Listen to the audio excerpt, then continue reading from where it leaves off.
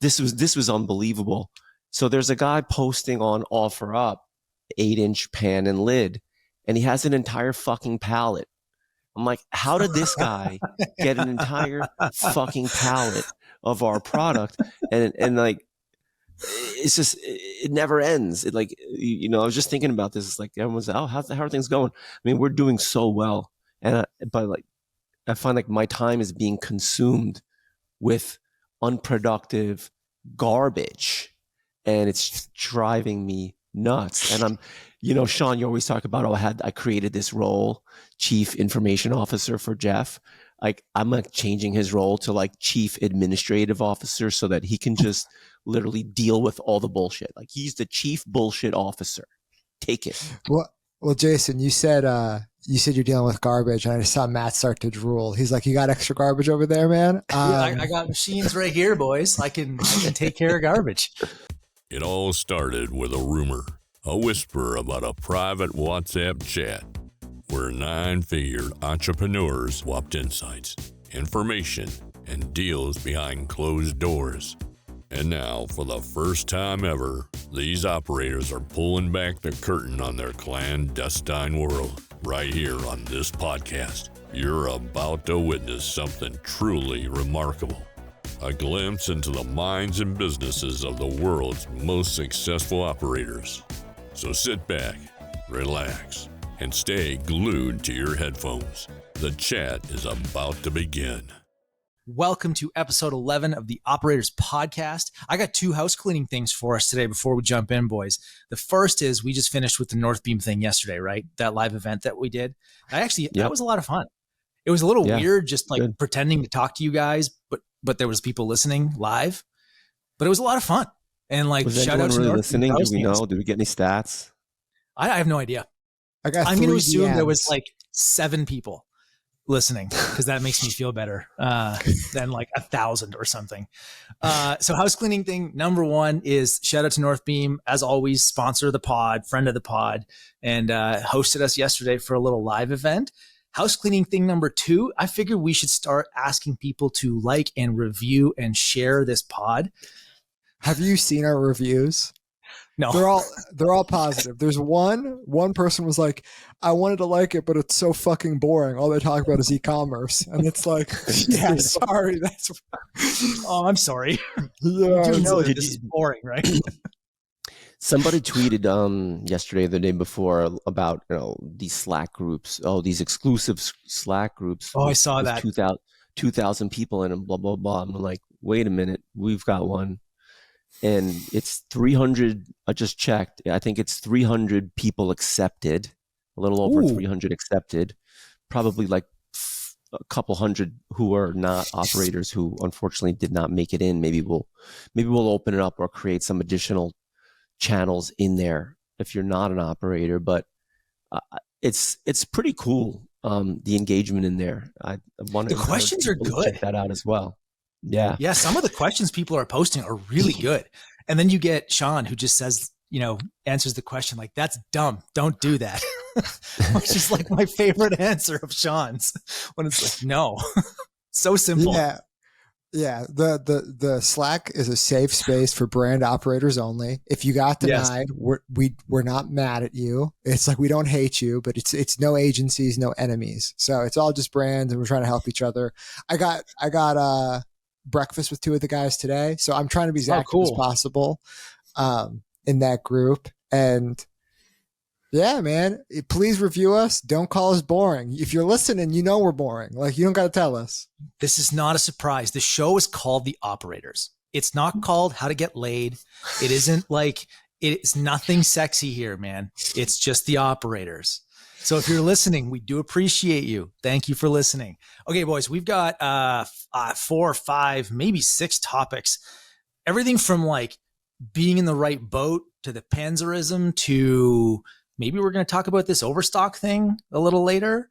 Let's talk about returns fraud. There was a website called powerpuff.gg, and all it did was track companies that give refunds without receiving the product first.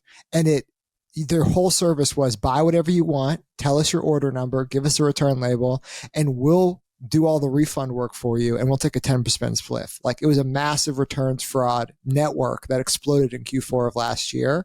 And we used to refund customers as soon as they, the return label was tracking, right? That's good customer service. We had to get rid of that. And now we wait till we see the product show up before we refund people. And it's because of return fraud networks. Do you tell your customers that, Sean? This is why we do it? No, nobody's really asked. We have a really low return rate. It's, in the single percentages, 2-3% or whatever. So there's not that many tickets. People aren't that mad about it. But clothing companies were getting totally fucking screwed by returns fraud. Like, there was massive networks popping up. They have huge return percentages too, right? Like when you're in apparel, like our pillowcase business, I think we're 2%. And I think Lomi is like 4%, 5%. Returns, something like that, which both are for their categories are super low. But I actually give people the benefit of the doubt, which makes me think I got to go check. So thank you for that. Look, fraud's like mold. When you buy a house, if you look, you'll find mold, right? And if you're in your company, you look, you'll find fraud. And it's really just making sure it's not black mold that's killing your business, making sure it's not. But you know what? Hang on, though. Jason's bringing up a really interesting point here, which is, one of the things that you don't get talked about with size, like with scale, is you wind up with a weird, like when you're small, okay, like you're between like 0 and 10 million, little crap's going to creep up and it's going to be a nuisance.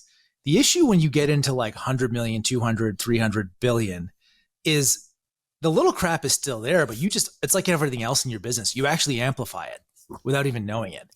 Right. So Jason, you almost do need like a chief garbage officer who is like, their job is just to deal with the like increase in volatility of shit that comes in. Yeah, but look at Sean with his legal, right? Like Sean is just, I'm all in on legal. That's it. And I'm seeing it now with us but it's too. more than that. Yeah. There's always more shit to do, right? But dude, didn't we have somebody in one of the chats, Sean, that like one of his warehouse workers actually took a dump on the floor in the warehouse? Like it's that, like it's that, like you never thought that would be part of the D2C playbook. Is like, what do I do? An employee poops on the floor. Yeah, I won't steal the story and I won't name the name, but we'll get him on the podcast. And I think it made him go to a 3PL. He's like, no, I'm sick of managing warehouse staff. Like, I'm going to a 3PL. Shit. But yeah. Matt, you're right. The faster your business grows, the bigger it gets. Like, you can call those creaks or cracks or whatever, and there's just more and more and more of them, and it requires more resources to manage. It's the mold. I love that analogy. Just the mold. Jason, Xclad's got mold. Don't tell your customers. We don't sell perishables. It's fine.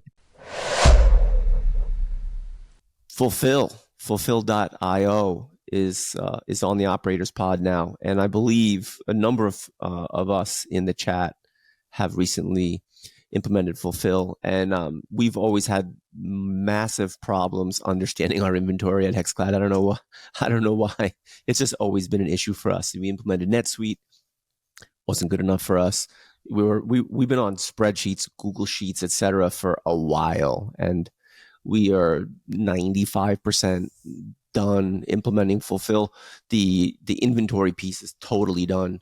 We're working on linking it back into NetSuite right now. We're helping them actually develop new tools within it, so that's going to be better for the next implementation. But yeah, shout out to Fulfill for jumping in on the pod here. Jason, did you say that NetSuite wasn't good enough and that Fulfill is doing things NetSuite isn't?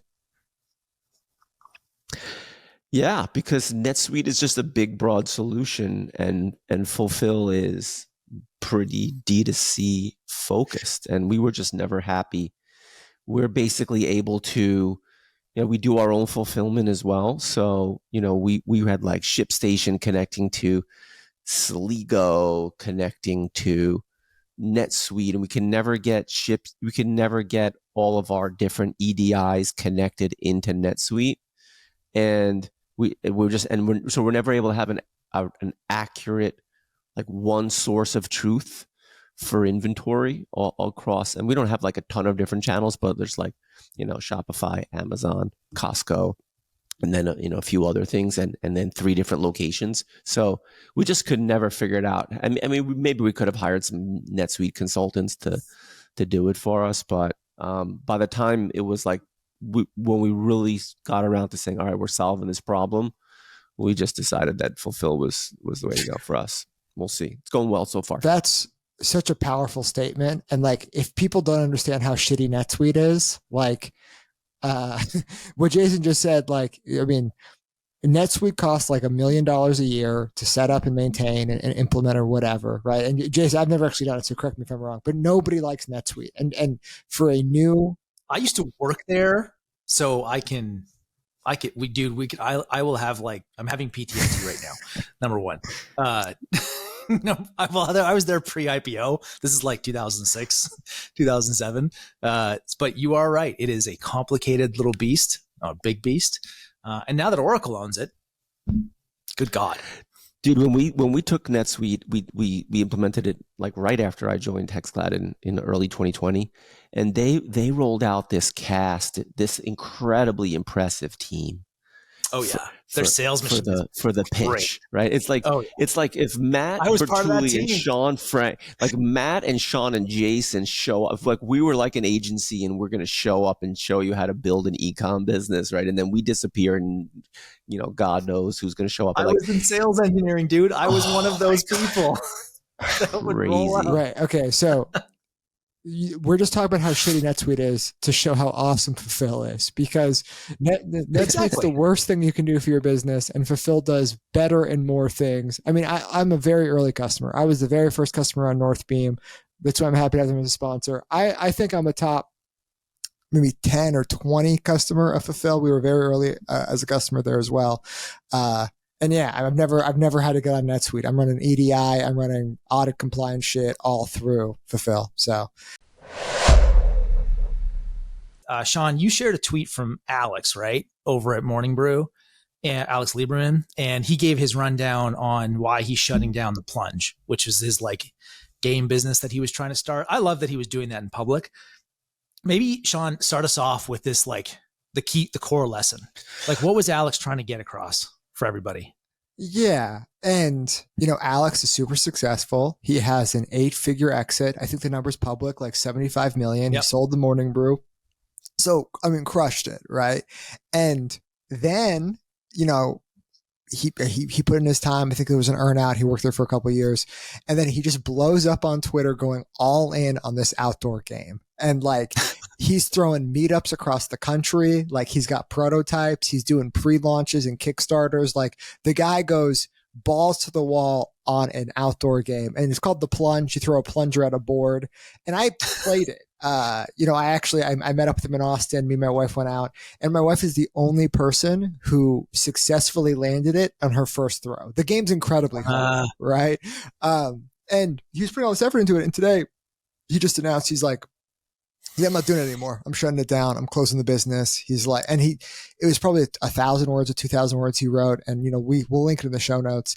And it's just a great lesson. He's like, he goes through why he was excited about it, the inflection point and why he decided to shut it down. He's like, look, I'm putting all this effort into it, but the TAM's too small. He's like, to make this a $10 million a year business, which is smaller than Morning Brew, I'd have to be the best selling outdoor game of all time, or second or third best selling game of all time. Right. And he's like, I'm looking at that. Then he's like, also, the game's too hard. He's like, I tried to make people play this fucking game.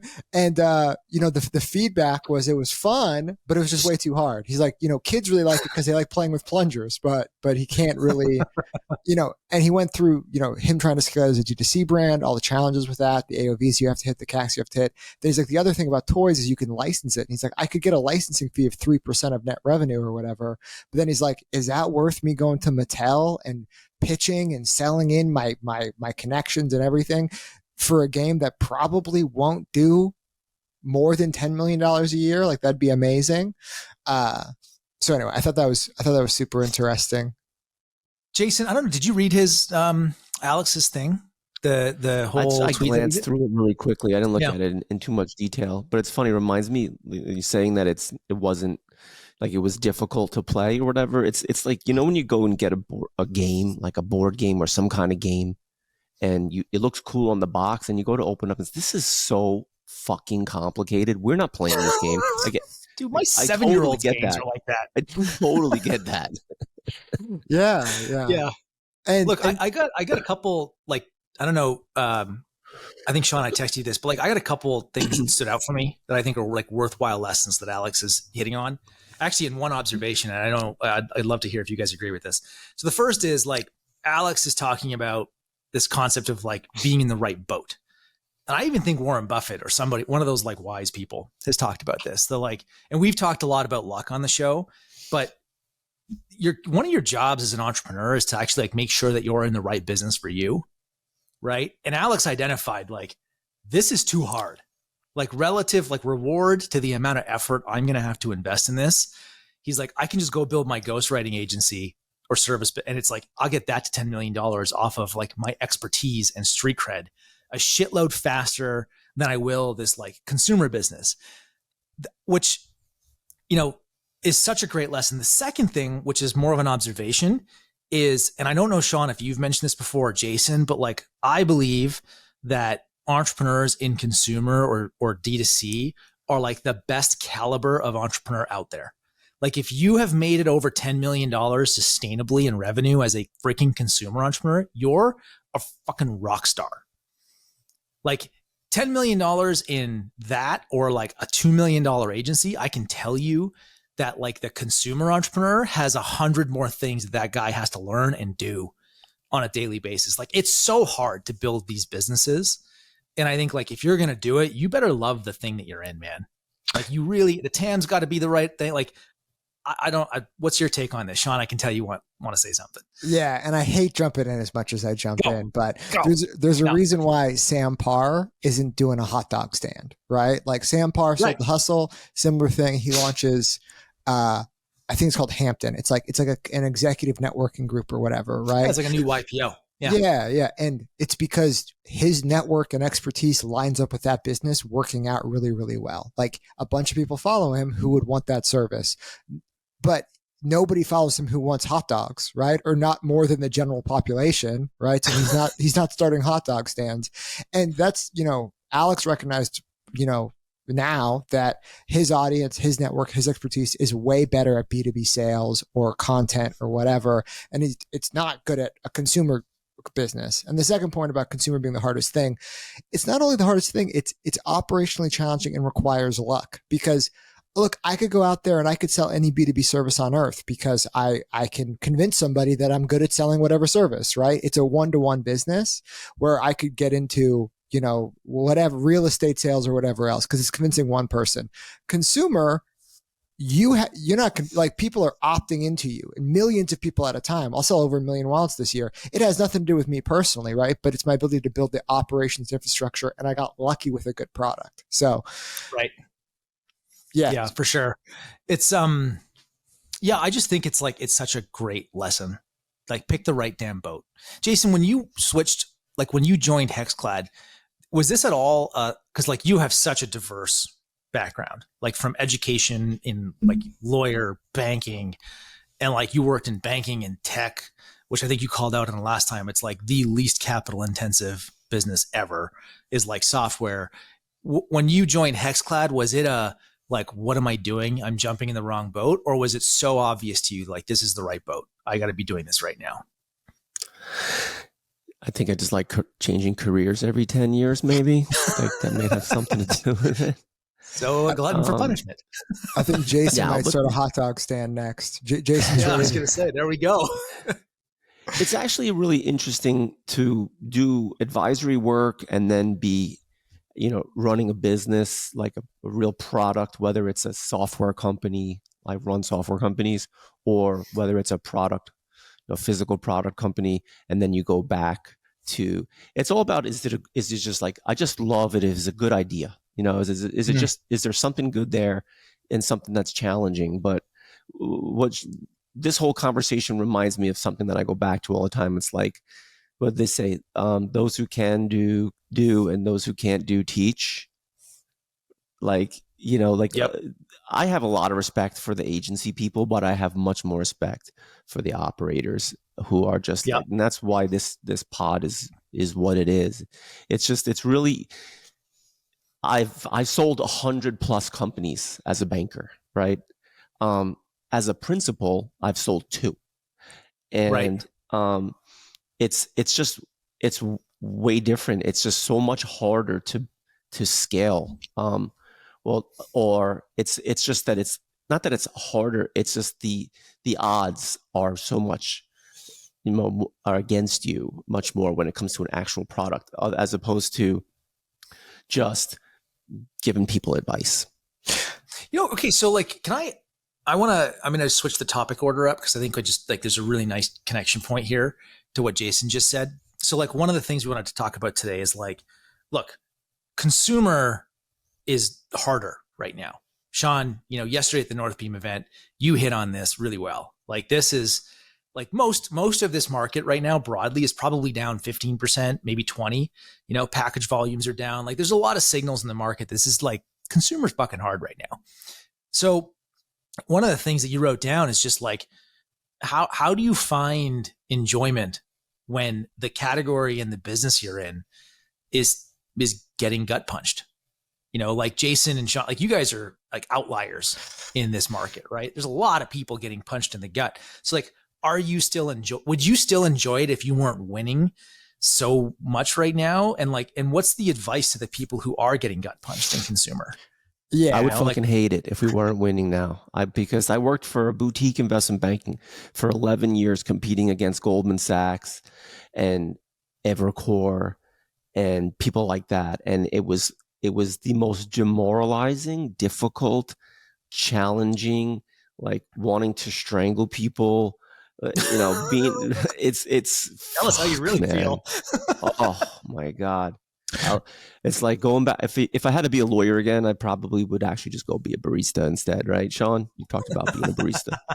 Yeah. And I just want to say, Sean, what do you think, man? Well, I think Evercore is a very shitty bank. Goldman's a very good bank. So I'm sorry if you ever lost any business to Evercore. I've just heard nothing but bad things.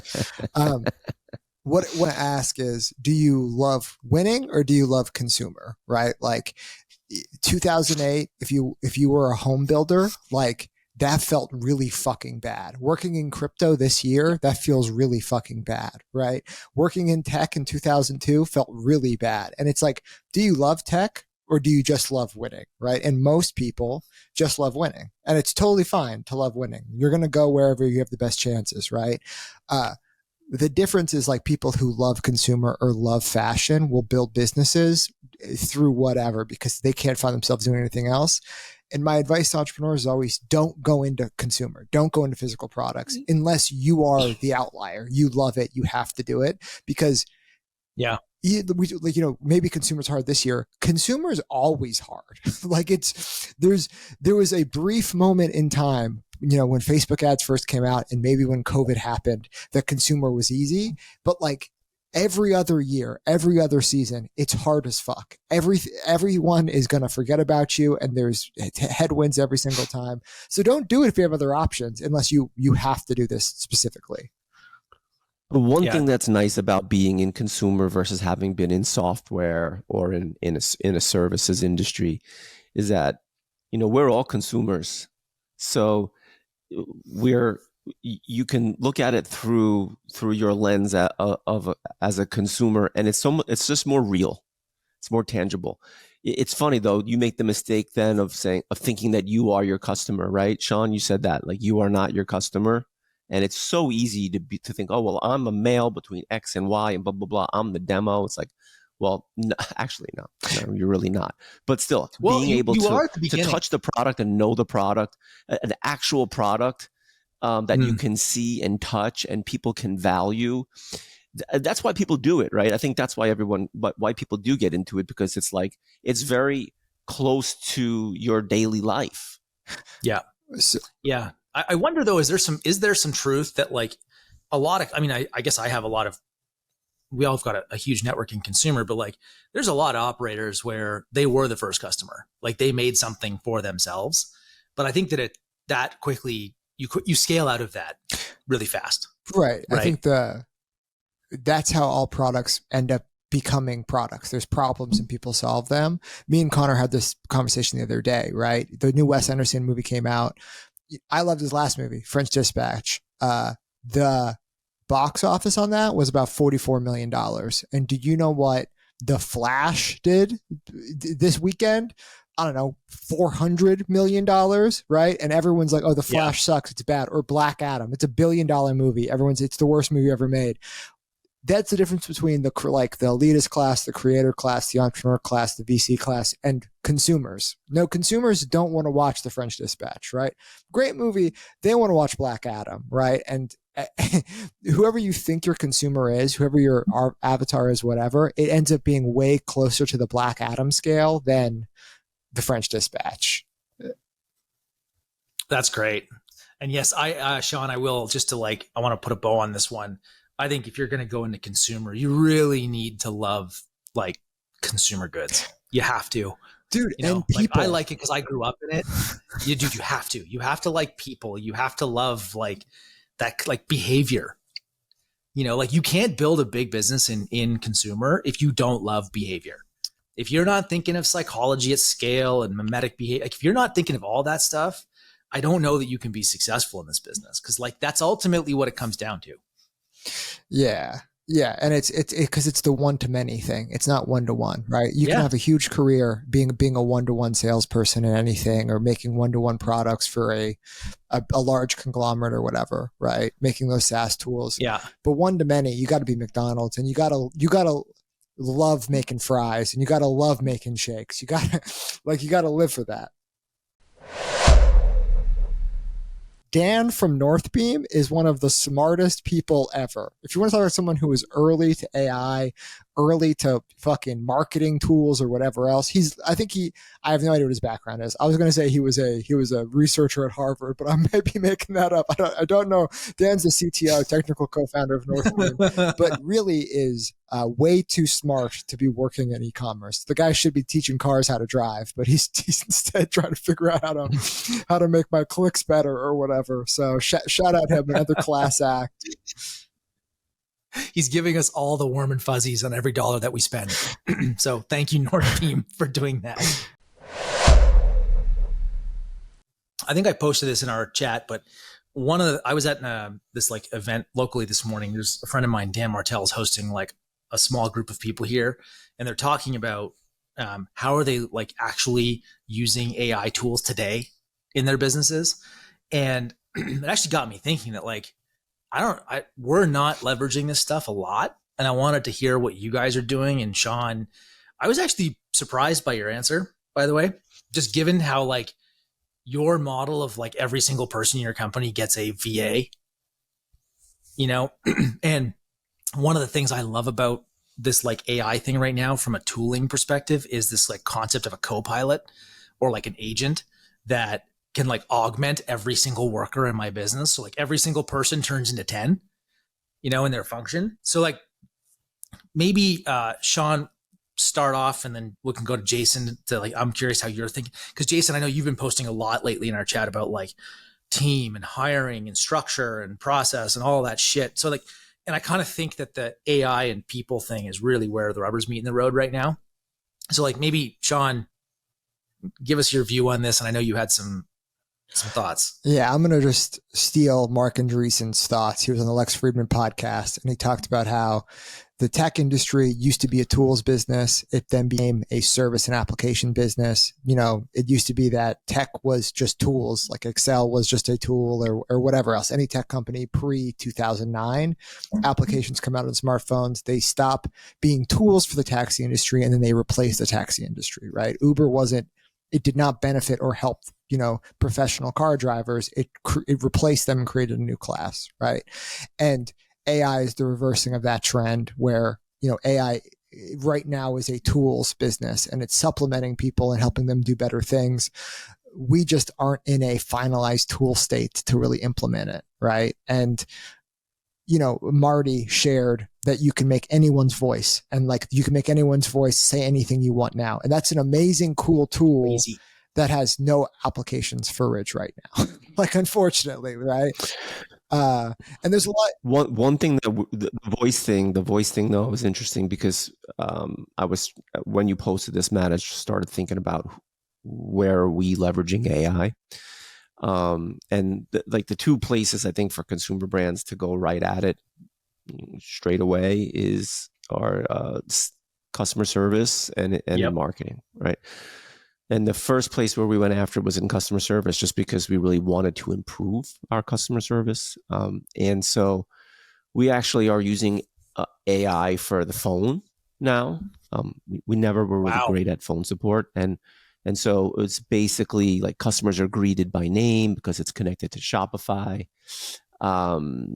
It's actually our volume, our ability to deal with phone support actually. It's been pretty helpful. It's been meaningful and material. And then have you tied that to sales, like phone support improvement to like increase in sales? Like, is it pre or post sales phone calls like that you mostly get? Yeah, it's more post. It's more post, okay. I think, but I'd have to check on that. But there's the whole helping to convert people inside of customer service I think that's an awesome place to. If you can really spend time and think about it, I think there's just a lot of money in that.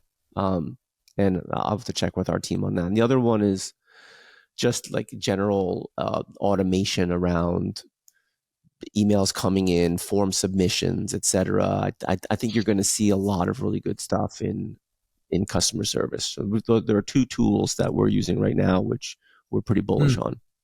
Super cool. So Sean, are you guys looking at anything customer service? Like, and even, what I've been thinking about is like analysis of data. Like I've got it. Like we have a data scientist on our team and she's great. But, her and I were talking, I think a few weeks ago, but like just how can we use these tools to make her job just easier and faster? So it's like when we have questions, can we just like ask the thing and not her? Yeah. And dude, I hate to be like the doom, like not even a doomer, but just like all those things are awesome. There's totally going to be AI customer service and the entire team will eventually end up being AI, or 90% of the team, right? And phone support, 90% of the team. There's like a use case at Verizon. They have so many phone calls coming in. Eventually all of those will be AI, right? And data scientists, whatever. As consumer brands, we are chasing a rabbit we're not going to catch, guys. Like what we should, like the optimizations aren't really going to affect us for probably 6 months or a year. I'm just going to wait for the best thing to roll out. Totally. But that's not that far off, man. And I guess that's like, in companies like ours where you've got 100 plus employees, right? 200 plus, I don't know how many you guys are up to, but like we're not far off from like 6 months. I got to think about that now. Like 6 months is like, okay, how do I organizationally digest something in 6 months? And what I'm actually thinking about is like, if it's that disruptive, to my customer service team, that I got to think about that. Do I want to roll it out quickly? Like, what's that do to the business? And like, do I really, and I think when I'm with you, Sean, like I'm hesitant to test some shit on customers at our volume, because I also don't want to piss customers off at scale. Dude, I just think the incremental improvements aren't worth whatever energy is going into it right now. It's like my cost per ticket is like 75 cents. And like if I fully embrace AI and do the implementation right now with whatever the best provider is, my cost per ticket goes down to 35 cents or whatever. And it's like, I'm just not in a place right now where like saving that money is necessarily worth it. But like, I know that in 2 years, we're with customer instead of, there's Gorgeous or whoever else. They're going to have the best AI thing, whatever. And like, I don't have to think about it at all. So that's like the way I'm looking at it is, eventually like everyone uses, Midjourney in our company. Everyone uses ChatGPT or Bard or whatever. And that's where they start with research. Okay. So you are leveraging it then.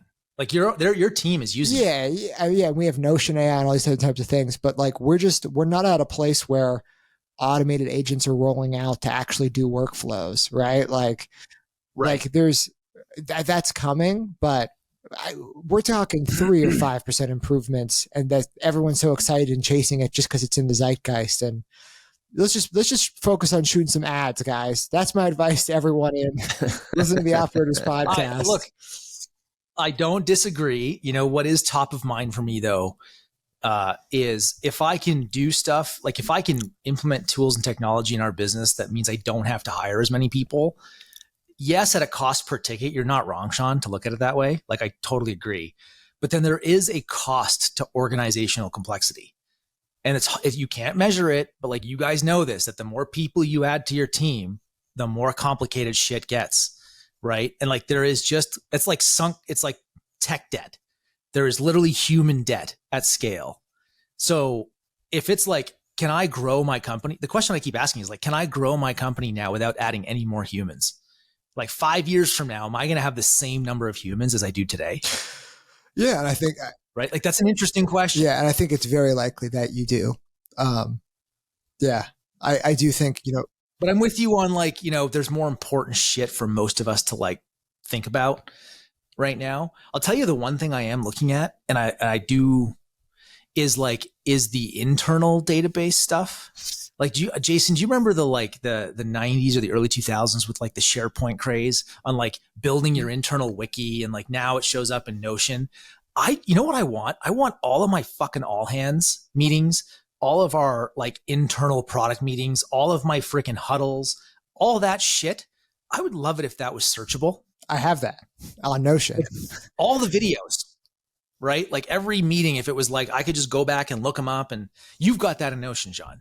Like, because somebody's manually doing it. Yes, we have a VA staff that every meeting is written down and put in Notion with a recording of it, and I can find those things.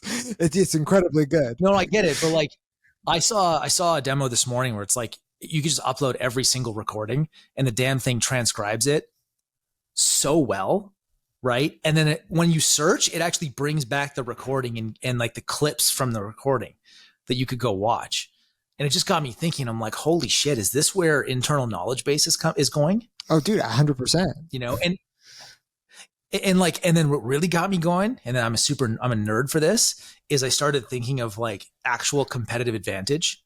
Like we talk a lot about great product, cost of goods, like margin, scale economies, like those are the big ones in moat building. But there is always this other one back here. So then there's brand, and there's another one over here. It's called inherent knowledge. So it's like your company, your team knows more and like knows all of this nuanced shit about your space that makes you hard to compete with. Like Ridge is super hard to compete with in your categories because of like the systems you've built, but then also because your team has so much inherent knowledge that nobody could rip that off, and you guys don't even know what it is, right? Like you guys just have it. Like Connor just has it in his head. Yeah. And so do people of Connor's team. So like, I wonder if we're getting to a place where like that moves out of human heads and into something else. You know who's going to have the best advantage is a remote first workplaces, because everything's already recorded and everything's already. Yep. Not wrong. It's like yeah, that inherent knowledge, it gets lost when you speak it out loud and nobody writes it down, right? You're not wrong. We have to do a deep dive on just like the general running of the organization stuff, like as we've grown, because I always get really interesting snippets from Sean, and like the fact that he's right, the fully remote organization like has to be able to do that well. There's no room for error, otherwise the communication doesn't happen. I tell people that the best way to get to me is to like walk by the office and come talk to me, because I'm an old fucking man. But I want to like there's a happy medium to get to, and the way I think the way Ridge does it, and the way Mike at Simple Modern does it too. It's there. We should probably like lay that out. Although we will be the most antiquated for sure. Like our approaches will be the most. Although I will say, I'll give myself credit. I was a very, very early adopter of Slack when I was a banker, and everybody fought me on it. And in investment banking, it's still hard to use Slack for compliance reasons because of FINRA. But yeah, I was an early adopter there. Yeah. Oh, there you go, man. Hang your hat on it. Go ahead, Sean. I was just going to say that, like, look, I 100% believe that AI will end up, being they call it a platform shift. It's as important as mobile phones, or as important as, widespread internet adoption. That's where AI is going. But there is it's kind of like when every consumer brand was thinking about ways to embrace NFTs. And it's like, nope, that was bad. It's like, we have so much fundamentals. If you're a $10 million brand, shut up about AI right now. Like, just figure out how to make more content, and maybe AI can help you with that. There will be winners emerging and clear technologies and tools to use. But at least keep abreast, keep a passionate interest in it. Yeah, I think I agree, Sean. I do not think that consumer brands in particular are like the leading edge of this, right? But I also believe that Jason's got a great point, and that it's cultural. Like I won't be the one that like leads this charge. I just know that. It's because I'm with Jason, like I'm in my office right now. Usually I'm recording at home, and I'm here because like there's a lot of people in town this week for our annual like party and team event. And I like to be in the office when people are here. Like I can just like walk by and talk to people. So, and yes, Jason, we will dig into like an organizational, we got to have an episode that is just about that, dude, because there's so much there. Yeah. I have two things that I said today to the whole team. I said that if you ask a question on stand up that is written down, and it's not just a clarity question, but you ask a question that the solution is written down, it's a fireable offense. It's like, I told the entire team that like you have to read the documents. And if we have a stand up, it happens 3 times a week, the whole company's there, everyone has to ask a question. If you ask a question that the answer is written down, you get fired on the spot, right? Because we are not dealing with that here. And then the other one is, I also told the creatives on our team really love whiteboarding sessions. They're like, yeah, I'd love to be in person and whiteboard. And I'm like, that is a banned word, because that means you're only working when you're in person. We are not whiteboarding. You're jumping on a Zoom. It is recorded and it's being written down, because whiteboards get erased. Like Notion doesn't. You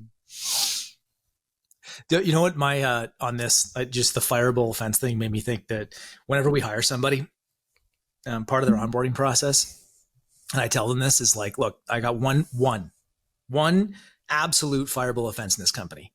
If I find out that you saw something that was wrong and you said nothing, and then you bitched about it later, or were like, oh yeah, on the spot, leave. I don't give a shit what your job is. Like, if you just kept quiet, my God, should you not be here? Like, please just get the fuck out. Yeah. Right. Like, that's just, it's not tolerable, man. Like, you're a white collar knowledge worker. Like, if you work in D2C com and you're sitting behind a screen and you're in Facebook, or you send emails for a living, your tool is your brain. And when you see something that's wrong and you don't say anything, that means you have a malfunctioning tool. And I don't need those. Yeah. I need tools that work. Yeah. Yeah. And it's 104 degrees outside in Texas. In my neighborhood, there's a ton of fucking laborers like building houses and working on fences. They're sweating their ass off. And it's like, they're doing real work, hard ass work out there. And your job is to read the thing on Notion. And if you can't fucking do that, it's like, you're out. Second new sponsor to the pod is Sendlane, right? And like, we have to give Jimmy a shout out. You know what? Like, can we just talk about class act of a founder and a CEO that is? Because like, I think we actually had a pod where we were talking about Sendlane and how hard it would be for them to compete with Klaviyo. And dude was on Twitter, like subtweeting us and responding to us saying, challenge accepted. Right. And then now we're starting to see it in our chats about the conversations that Sendlane is having with e-com brands, and how they're showing up to these conversations and giving Klaviyo a real freaking challenger in this market, which, let's be honest, right? As operators, this is the thing that we need. Like, we need competition in all of the tool sets. Otherwise, these SaaS companies without competition, right? They run away on pricing and they start doing yachtpo dumb shit, right? Where like the pricing gets so obscene. Right. And here's the thing about Klaviyo. They're acting like a big company, and like, they don't give me support or tweet me or talk to me or whatever. Do they fucking forget that they're laser focused on e-commerce? It's like, and then you have Sendlane coming in and just being like, we'll have one-to-one relationships with the 500 e-commerce brands that we need to sign to be a $1 billion business. And Jimmy's doing that, right? he will personally call anybody who wants to talk to him about it. And it's like, oh, Klaviyo isn't too big to fucking do that. I mean, Harley will do that. And Shopify is a lot bigger of a business, right? So, yes, all I'm saying is, if you're going to hyper focus on an industry as small and as insular as e-commerce, be a human about it. And that's what Sendlane is doing. So, it really is, man. I've in the last few months, I've just found so much respect for what they're doing.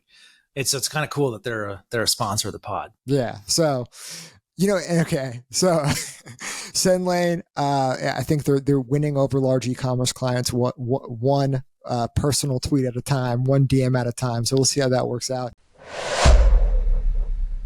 All right. So, Jason, I think it's time. Can you please drop some ecom grandpa Panzerism knowledge on us? You said it once. It's never leaving my vernacular. Ever. That's okay. I get you on vacations and you get me as ecom grandpa. Exactly. Yeah. Today, this one's about communication. And I'll just say, get to the point fast. Like, people have no attention span. People are busy. I'm sitting in a meeting yesterday, and this just comes to me, and one of someone on our team, and I'm listening to this person go on for like 3 minutes, and I have just no idea where they're going. Like, I just don't have the time for this, and I'm like, you lost me. People are busy. It's like, learn how to communicate clearly and concisely. Like, be direct.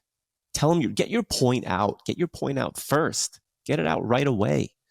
Don't have me sitting there wondering where you're going to go with this. Where is he going with this? Like, why are you wasting all of our time? I think if you can figure that out from a career advancement perspective, you're just going to be so much more powerful as an operator, as an executive. It's like, I went to Columbia Business School, and I took a presentation class. It was great because I went to law school because I had to, and I went to business school because I wanted to. And I took this presentations class at Columbia Business School. It was my second favorite class after statistics, where they gave you that book, How to Lie with Statistics, that I always refer to. But in this presentation class, like, the professor was just like, here's how you give a presentation. Tell them what you're going to tell them, then tell them, and then tell them what you told them. And what does that mean? It's like, sounds silly, right? But what it means is like make your fucking point, get your point out there, let people know where you're going with it.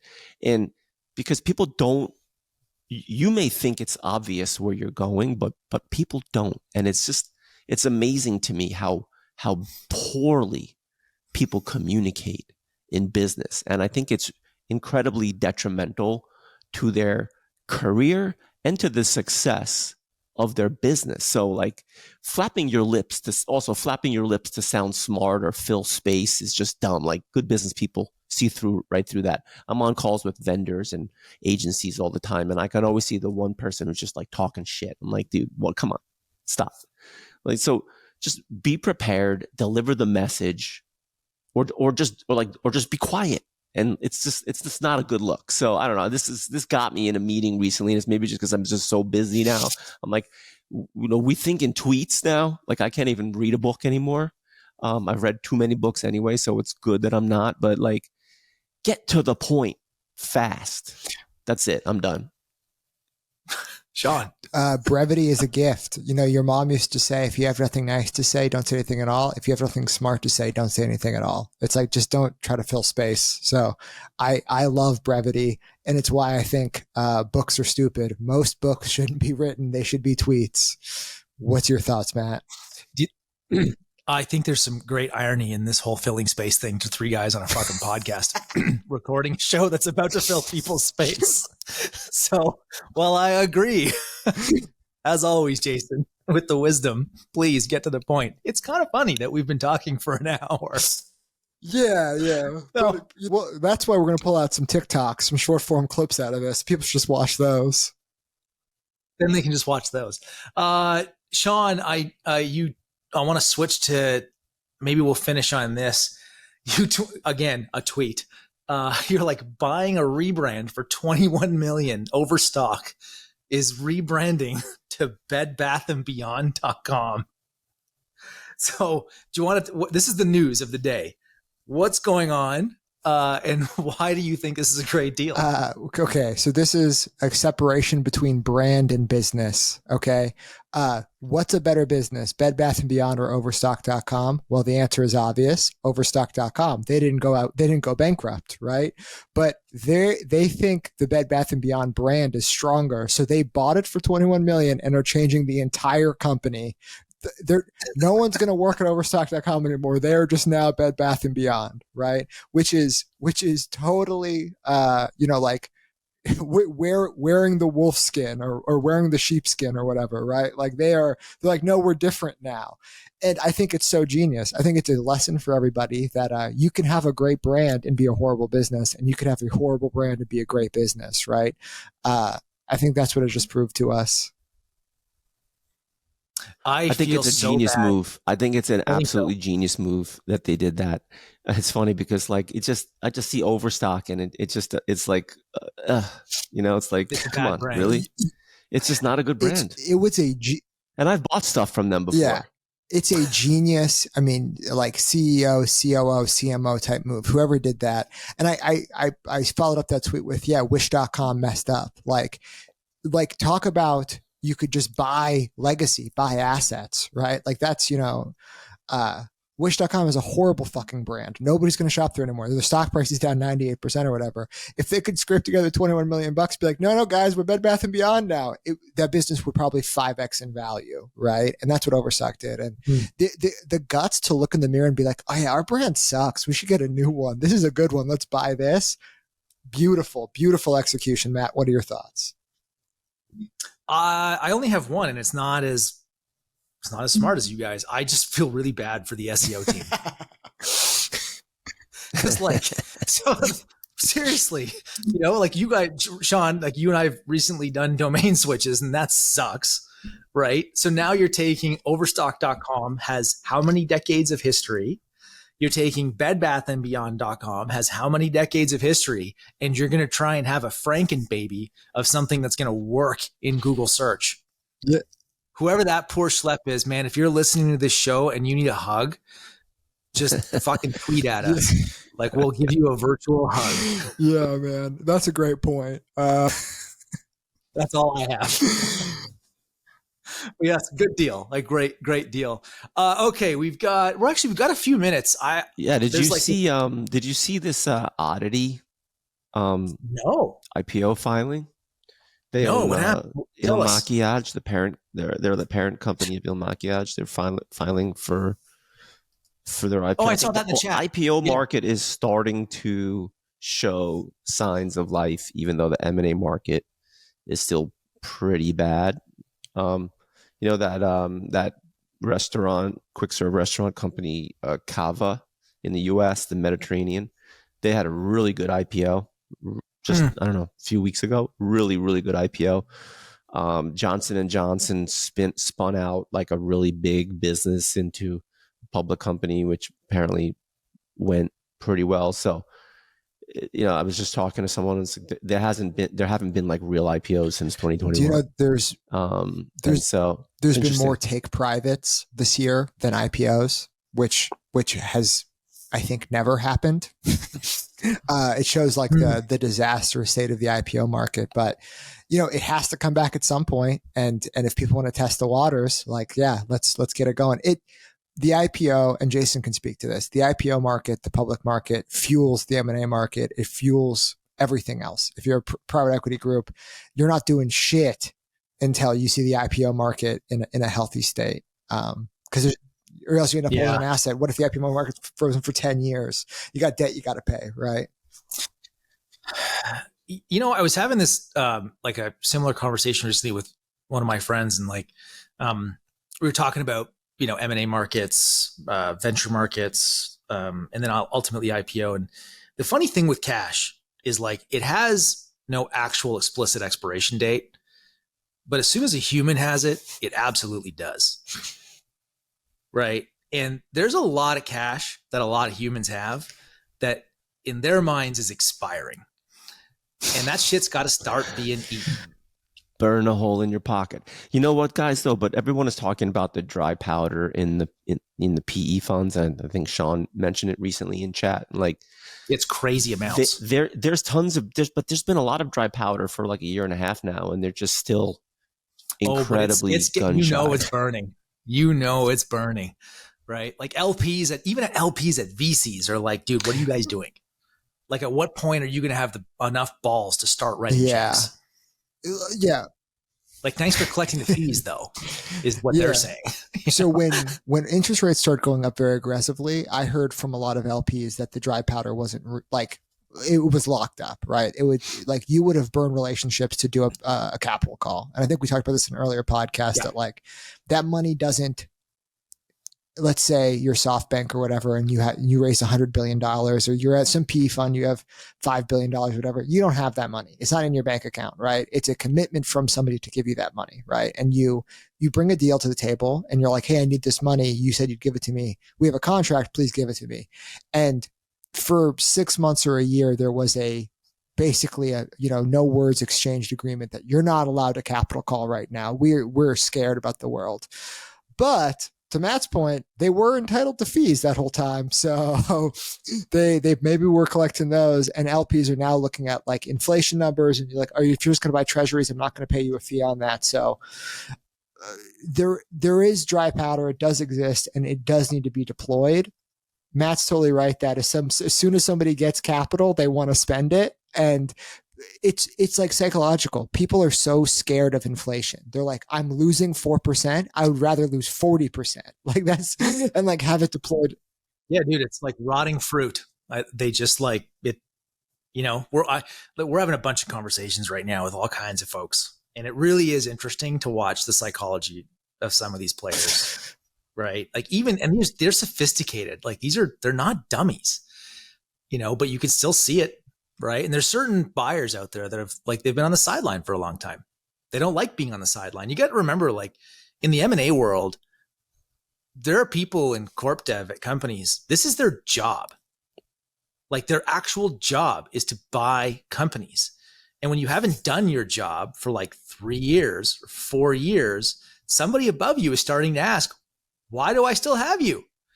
Dude, that happened to me. That actually happened to me. So I was a VP of Corp Dev at a New York Stock Exchange listed company. I had been the CFO of a tech company, which I'd sold to them. Okay. And I used to joke that their CFO and the general counsel, who were great, by the way, but I used to call them the deal prevention department. And I was there for 3 years, and I did like 1.5 deals a year on average.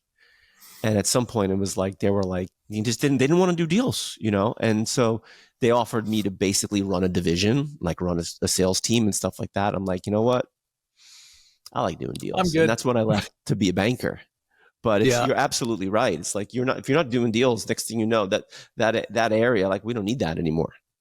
Yeah. It's such when you go to sell a company, I don't know where I learned this, but like I forget. I wish I could give credit to like all the sources of shit in my head. But there's this idea that like when you go to a strategic or you're selling a company to it's like everybody in that company is absolutely empowered to say no. There's one person who has the power to say yes. And like, there's a good chance that when you're talking to that company, you're talking to somebody whose job it is to say no. Yeah. So me and you, Matt, had a great conversation about that. Maybe it was recorded, but like, organizations die when everybody can say no, but nobody can say yes. And it's like, oh, so we're going to do nothing. Yes. Great.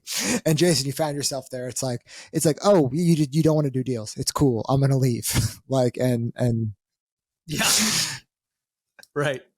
All right. I got one final topic. You guys good for one real quick one? And I think this is, I'm going to frame it in a question related to the pod.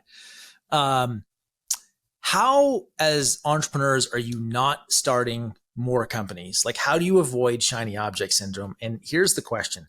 Why the hell are you doing a podcast? Because this is kind of like a side hustle for all of us. Like we all got real businesses to run. So I want to hear it from you. Like, why are you doing this? I'll give you my answer too. And then and you can frame it in a, why aren't you starting more businesses? Like, You know, that you see it on Twitter all the time. It's like, I got 9 operating companies. I'm like, that makes me want to puke. But like, what do you guys think? All right, I'm going first. So first of all, I do the pod because I really love learning from you guys. And I don't think any of us necessarily is thinking about this as something that's going to be our primary source of income. It's, I thought the group chat that we were in, kudos to Sean for being the leader on all that stuff, just added so much value. And I do think it's actually a really cool concept to bring that to life. In fact, I got shot down, but I wanted to call this the Big Dogs because that's what I have as the name of the chat. Is there's a little deep end secret for everyone. The chat is called the Big Dogs, and you've got to be a big dog to get in that chat. And that got shot down. In terms of doing multiple businesses, it's like there's just not enough time in the day. You know, like the people that are chasing 5, 10 different things, they don't have a winner yet. Yeah. And you see it on Twitter. And I used to joke about this. And even though it's kind of like, I'm probably being disingenuous because everyone that has, you know, they're running a brand and they're doing consulting on the side and they've got a newsletter and they've got a podcast and find me on MentorPass, which by the way, like I joke about MentorPass. I think it's a great idea. I would be embarrassed to tell you how much I would charge because like it's taking away from like really, really precious time. Time's our most precious commodity. But the people that are doing all those different things either don't have one winner or they just have a really great team around them to do stuff. Like Danny, who's incredible, so super strategic, super smart. He's always got ideas in totally different directions. And like we've come close to doing a couple of them in a different direction, but we'd have to like stand up a team and let them do it. But it's so you got to either have the team around you to get that done, or you're doing it because you just don't have like none of the ones that you're working on are just good enough. That's just my opinion.